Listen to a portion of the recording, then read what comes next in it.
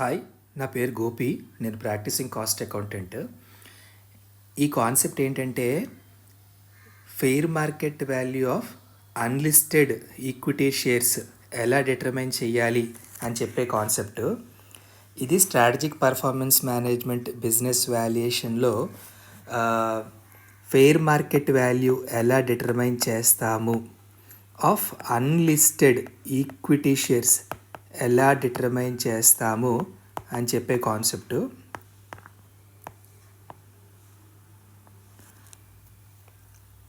Basically ఈ concept ఏంటంటే మామూలుగా లిస్టెడ్ ఈక్విటీ షేర్స్ ఉన్నాయనుకోండి. లిస్టెడ్ ఈక్విటీ షేర్స్ మనము ఎలాగో స్టాక్ ఎక్స్చేంజ్లో లిస్ట్ అయ్యే ఉంటాయి కాబట్టి ఎవ్రీ నవ్ అండ్ దెన్ మనం స్టాక్ ఎక్స్చేంజ్లోని మన తాలూకు షేర్ ప్రైసెస్ రిఫ్లెక్ట్ అవుతూ ఉంటాయి కాబట్టి మనకి ఈజీగా ఫెయిర్ మార్కెట్ వాల్యూ అనేది తెలిసిపోతుంది.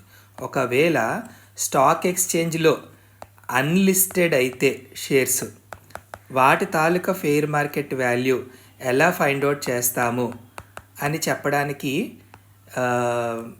పద్ధతి ఏంటి అని అంటే 11UA of income tax act fair market value of equity share ఎలా డిటర్మైన్ చేయాలి if it is an unlisted shares అనేది మనకి చెప్తున్నారు. ఓకే, అయితే ఇప్పుడు మనం తెలుసుకోవాల్సిన విషయం ఏంటంటే అసలు మనం ఎందుకు అన్లిస్టెడ్ ఈక్విటీ షేర్స్కి ఫెయిర్ మార్కెట్ వాల్యూ కనుక్కోవాలి. Okay, why we should actually determine the fair market value of unlisted equity shares. ఇప్పుడు మనకి ఇదంతా మన ఇన్కమ్ ట్యాక్స్ యాక్ట్ ప్రకారం కదా చేస్తున్నాము. 50C అని ఒక సెక్షన్ ఉంది. ఆ సెక్షన్ ఇందులో ఇన్కమ్ ట్యాక్స్ యాక్ట్లో ఉంది. ఈ సెక్షన్ ఏం చెప్తుంది? ట్రాన్స్ఫర్ ఆఫ్ ఇమ్మూవబుల్ ప్రాపర్టీ గురించి చెప్తుంది.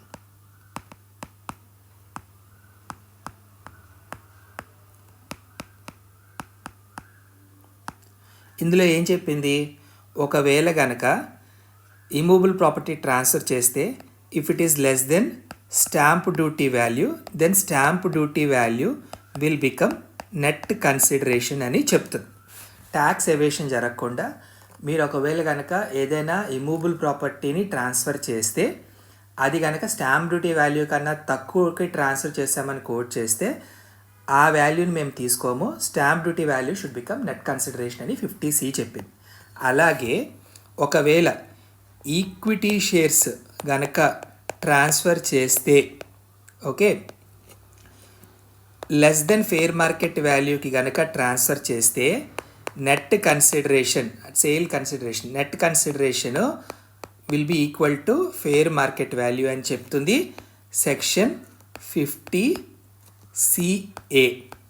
ఓకే, సో ఇప్పుడు మనం ఫెయిర్ మార్కెట్ వాల్యూ ఎలా డిటర్మైన్ చేస్తాం? ఫెయిర్ మార్కెట్ వాల్యూ ఇందాక మనం అనుకున్నట్టుగా స్టాక్ ఎక్స్చేంజ్లో లిస్టెడ్ అయిపోయి ఉంటే స్టాక్ ఎక్స్చేంజ్లో కనిపిస్తాయి కాబట్టి మనం ఈజీగా ఫైండ్ అవుట్ చేస్తాం. ఒకవేళ అన్లిస్టెడ్ ఈక్విటీ షేర్స్ అయితే ఎలా డిటర్మైన్ చేస్తాము అంటే ఈ 11UA of income tax act చెప్తుంది ఎలా డిటర్మైన్ చేయాలో. సో ఆ పద్ధతిని ఫాలో అవ్వమని చెప్తుంది. ఓకే, ఒక ఎగ్జాంపుల్ తీసుకుందాం. ఇప్పుడు A transferred to B equity shares. ఓకేనా? ఫెయిర్ మార్కెట్ వాల్యూ 100 ఉన్న షేర్స్ని ABకి సేల్ కన్సిడరేషను సేలేక ఒక 60 రూపీస్కి ట్రాన్స్ఫర్ చేశాడు. సో ఈ డిఫరెన్స్ 40 రూపీస్ ఉంది. So A is a transferor. So capital gains tax ఏకి అట్రాక్ట్ అవుతుంది. Okay, so A should pay tax on the net consideration of 100 rupees but not 60. ఎందుకంటే ఇక్కడ for capital gains net consideration is equal to fair market value కాబట్టి. అలాగే B ఉన్నాడు కదా, B ఎవరు? Receiver, transferee or receiver. ఇప్పుడు B actually paid ఎంత? 60 rupees pay చేశాడు. కానీ ఎంత fair market value of shares వాడు తీసుకోగలిగాడు ఏ దగ్గర నుంచి? 100 రూపీస్ తీసుకోగలిగాడు. సో ఈ 40 రూపీస్ బీకి ఫ్రీగా వచ్చినట్టే. So therefore he also have to pay tax on the difference of rupees 40. Okay, under which section? 56 subsection 2 of Income Tax Act, income from other sources. So B is liable to pay tax not on rupees 60 but on the entire amount of rupees 100. ఇది under the head income from other sources. So ఇది దీని తాలూకా background. Okay, so ఎందుకు మనము ఈ uncoated equity shares తాలూకా fair market value determine చేస్తున్నామంటే, already list అయిన equity shares అయితే నీకు స్టాక్ ఎక్స్చేంజ్లో దొరికేస్తాయి ప్రైస్లు. ఒకవేళ అన్లిస్టెడ్ ఈక్విటీ షేర్స్ని ట్రాన్స్ఫర్ చేస్తే ఫెయిర్ మార్కెట్ వాల్యూ మనం డిటర్మైన్ చేసుకోవాలి. అది ఎలా చేయాలని చెప్పింది 11 UA of income tax act. అది ఎలా చేయాలో అనేది చూద్దాం. బట్ బ్యాక్గ్రౌండ్ ఏంటంటే, అసలు ఇది ఎందుకు చేస్తున్నాం ఈ ఫెయిర్ మార్కెట్ వాల్యూ అంటే, 2 సెక్షన్స్ మాట్లాడుతున్నాయి. ఒకటి 50CA of income tax act capital gains, ఇంకొకటి 56 subsection 2 of income tax act income from other sources. 50CA ఎవరి కోసం? ట్రాన్స్ఫరార్ కోసం. 56 సబ్సెక్షన్ 2 ఎవరి కోసం? ట్రాన్స్ఫరీ కోసం. ఓకే, సో ఇలాగా నడుస్తుంది. సో ఇప్పుడు మనం 11 UA of income tax act ప్రకారం ఎలాగా fair market value of equity shares determine చేయాలన్నది చూద్దాం. ఇప్పుడు క్వశ్చన్లో ఈ సమ్ ఇచ్చారు. ఓకే రైట్, బ్యాలెన్స్ షీట్ ఇది of Exim limited 31 March 2024 year ended. Okay, assets ఇచ్చాడు, property plant and equipment, capital work in progress, loans and advances, current assets. So total assets కూడా ఇచ్చాడు, 17.28 crores చెప్తున్నది.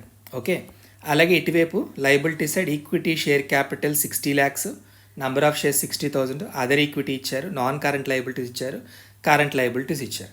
You are required to calculate the fair market value of equity share as per rule 11 UA of income tax act. ఇది మనం find out చేయాలి. Okay, ఇప్పుడు fair market value ఎలా determine చేయాలి అని అంటే, ఇక్కడ ఒక ఫార్ములా ఇచ్చారు.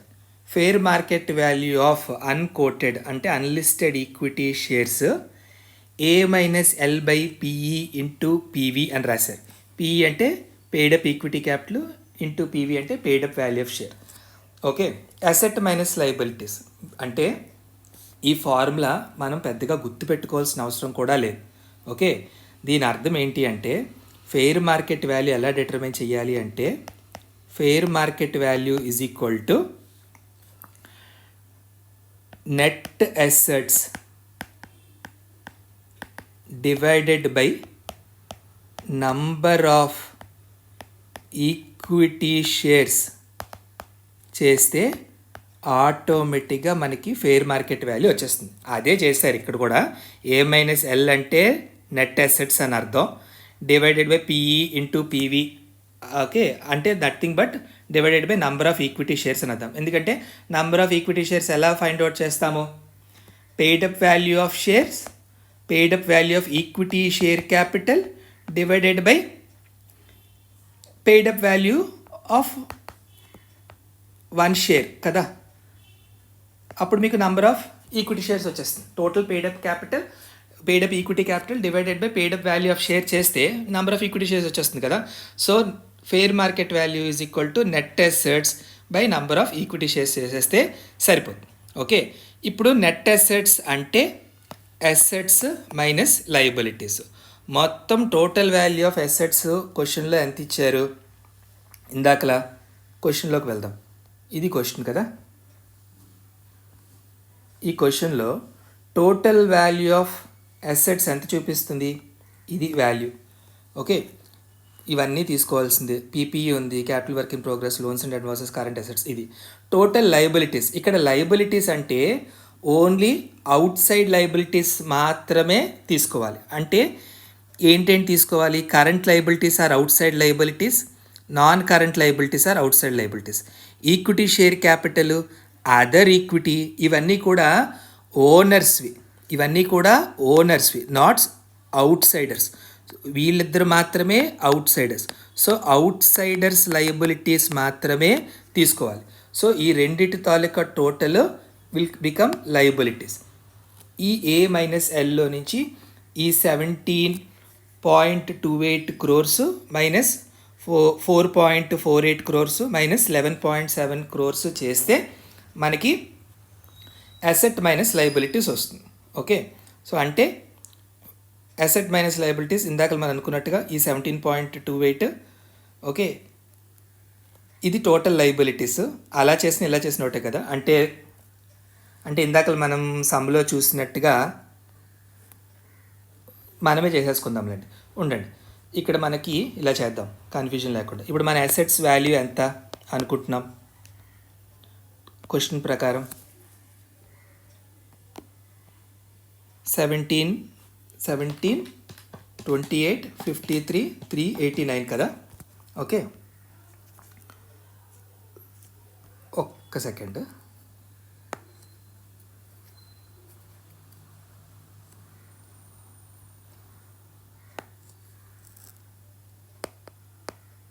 assets is equal to 17, 28, 53, 380.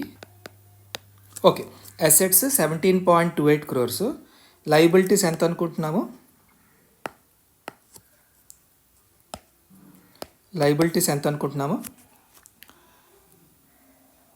ఈ 4.58 crores, 4 crores 58,71,674 ప్లస్ 11 crores 70,75,605 కలిపితే liabilities is equal to 16 crores 29,47,279. So A minus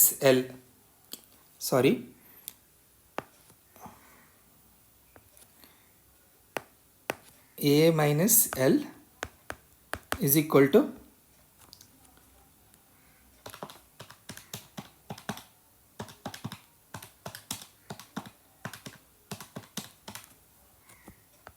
$99,09,110. Okay, ఇది assets minus liabilities. Number of equity shares మనం డిటర్మైన్ చేయాలి next. So number of equity shares ఎలా determine చేస్తామో? Paid up value of equity share capital ఎంత క్వశ్చన్లో? 60 lakhs.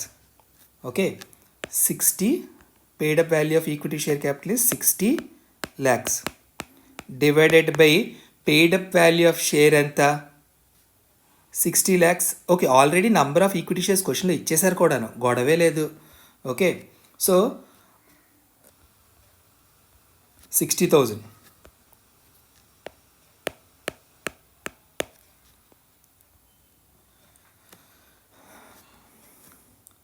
So fair market value of equity shares is equal to assets minus liabilities by number of equity shares.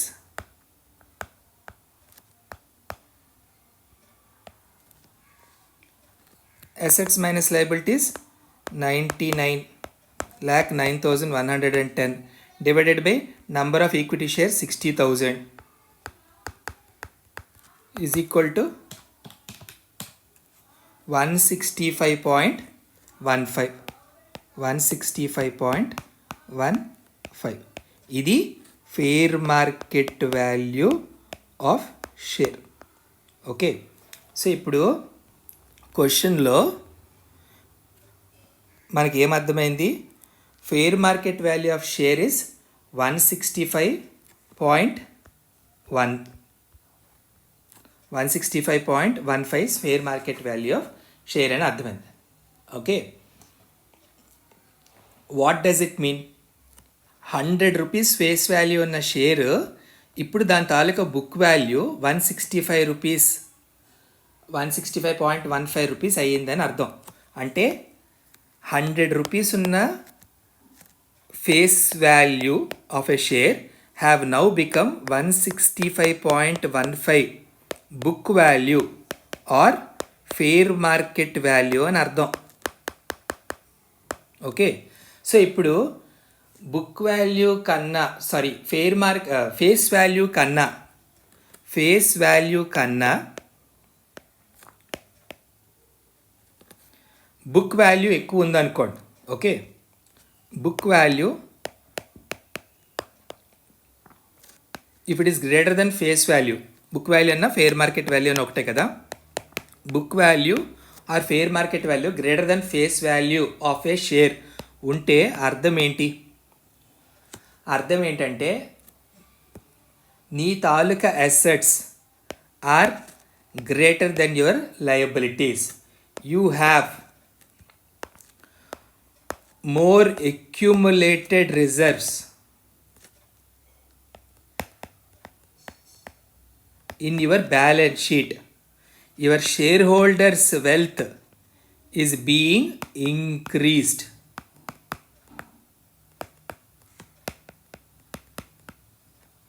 అని అర్థం. ఒకవేళ రివర్స్లో book value less than fair market value ఉందనుకోండి, దాని అర్థం ఏంటి? Book value less than face value ఉందనుకోండి, fair market value అన్నా ఫేస్ వాల్యూ ఆఫ్ షేర్ ఉందనుకోండి, దాని అర్థం ఏంటి? ఇది కదా ఫేర్ మార్కెట్ వాల్యూ. దాని అర్థం ఏంటి? You have accumulated losses in your balance sheet.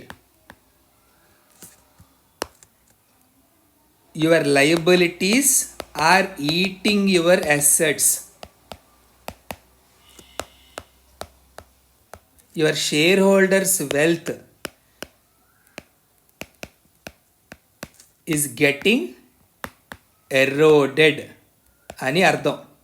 But మనం చూసిన ఎగ్జాంపుల్లో, మనం ఇప్పుడు చేసిన సమ్లో ఫేస్ వాల్యూ ఆఫ్ షేర్ 100 ఉంటే మనకి బుక్ వాల్యూ, ఇప్పుడు మనం క్యాలిక్యులేట్ చేసింది బుక్ వాల్యూ, దాన్నే ఫేర్ మార్కెట్ వాల్యూ అంటాడు. ఎంత వచ్చింది? 165.15 వచ్చింది యాక్చువల్లీ. దాని అర్థం ఏంటి అంటే ఫేస్ వాల్యూ ఆఫ్ షేర్ కన్నా book value of share 65 rupees 15 పెరిగిందని అర్థం. ఓకే, అంటే there is an increase of 65.15% of the face value of the share అని అర్థం.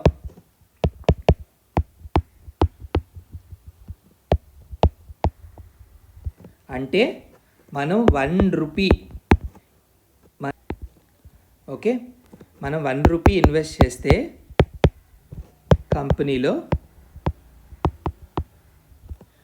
1.6515 రూపీస్, ఓకే, దాని తాలూకా వాల్యూకి రీచ్ అయ్యిందని అర్థం. Okay, 1 rupee invested in company, the value of the share have been increased to rupees 1.6515. So value increased to 1.6515 అని అర్థం. So the percentage of increase is 65.15%. ఇది fair market value of unlisted equity shares determine చేసే పద్ధతి. Okay, అయితే ఇక్కడ adjustments ఉంటాయి. Assets, liabilities, ఈ రెండు మనకు కావాలి కదా నెట్ అసెట్స్ ఫైండ్ అవుట్ చేయాలంటే. ఓకే, ఈ అసెట్స్కి అడ్జస్ట్మెంట్స్ ఉంటాయి, లయబిలిటీస్కి అడ్జస్ట్మెంట్స్ ఉంటాయి. అసెట్స్కి ఉండే అడ్జస్ట్మెంట్స్ ఏంటి అంటే మనం ఓన్లీ రియల్ అసెట్సే తీసుకోవాలి. రియల్ అసెట్స్ కానివి మనం ఎక్స్క్లూడ్ చేయాలి. అంటే బ్యాలెన్స్ షీట్లో మనకు కనిపిస్తున్న మిస్లేనియస్ ఎక్స్పెండిచర్స్ని మనం ఎక్స్క్లూడ్ చేయాలి. అలాగే ప్రిలిమినరీ ఎక్స్పెన్సెస్ బ్యాలెన్స్ షీట్లో కనిపిస్తే అవి కూడా ఎక్స్క్లూడ్ చేయాలి. అలాగే డిఫర్డ్ రెవెన్యూ ఎక్స్పెండిచర్స్ కూడా మనము ఎక్స్క్లూడ్ చెయ్యాలి. అలాగే అక్యుములేటెడ్ లాసెస్ అంటే debit balance of P&L account కూడా మనము debit balance of P&L account ఇవి కూడా మనము ఎక్స్క్లూడ్ చేయాలి. సో ఇవన్నీ మనకి అసెట్స్లోకి రావు. సో ఇవన్నీ fictitious assets, not real assets. Okay, so what we are excluding is fictitious assets, not real assets. ఇవన్నీ మనం ఎక్స్క్లూడ్ చేయాలి. అలాగే లయబిలిటీస్లో కూడా మనము ఓన్లీ అవుట్ సైడ్ లయబిలిటీస్నే మనం కన్సిడర్ చెయ్యాలి. So consider only outside liabilities. So what to be excluded అంటే లయబిలిటీస్లోకి రానివేంటి?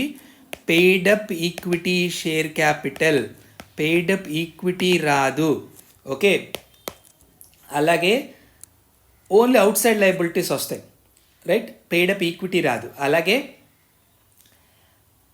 Excess provisions of tax, excess provisions of tax అంటే to the extent of tax paid వస్తుంది liability. Beyond the extent of tax liability paid, excess provisions also should be excluded. So what will be included అంటే only outside liabilities will be included, like your loans, creditors, bills payable, ఇలాంటివి వస్తాయి. Okay, so this is how you determine the fair market value of unlisted equity shares. Okay, I hope you understood this concept. మీకు ఒకవేళ ఈ concept నచ్చితే okay, please give your feedback so that I can make more videos on the subject.